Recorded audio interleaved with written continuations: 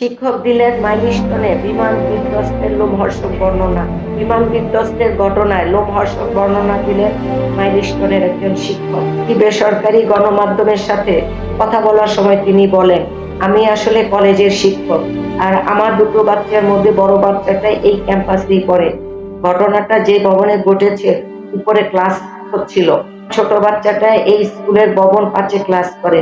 ওদের দোতলায় ক্লাস হয়, আর আমি যেহেতু ভবন 5-এ এই কলেজের টিচার, আমি নিচে আমার ছোট বাচ্চাটাকে নিয়ে দাঁড়িয়েছিলাম। স্বাভাবিকভাবেই আমার মেয়েটা বের হতে একটু দেরি করে। আমি আর আমার ছোট বাচ্চা ভবন 5-এর নিচে দাঁড়িয়েই এদিকে তাকিয়েছিলাম যে আসছে না কেন। যখন একটা 15 মিনিটে দেখলাম যে আমার বাচ্চাটা আসছে, আমি ওকে ঠিক ওই মুহূর্তে জিজ্ঞেস করছিলাম, বাবা তুমি দেরি করলে কেন? যেহেতু তোমাকে একটু তাড়াতাড়ি আসতে হয়, এটা বলতে বলতে মনে হচ্ছিল আকাশটা ভেঙে পড়ছে মাথার উপর। কেমন একটা বিকট শব্দ হচ্ছে। আমার কাছে হঠাৎ করেই মনে হলো 10 তলা ভবনটা বোধহয় নিচের দিকে ধসে যাচ্ছে। এমন একটা পরিস্থিতিতে কোন দিকে দৌড় দিব ঠিক বুঝে উঠতে পারছি না।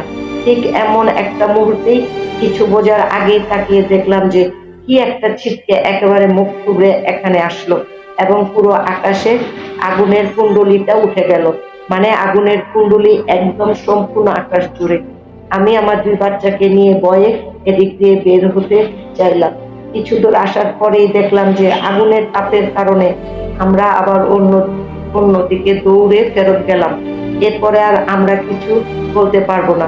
শুধু বুঝলাম যে আমাদের অনেক শিক্ষক শিক্ষিকা, আমাদের অনেক অভিভাবক তো আর নেই, এটুকুই বুঝলাম।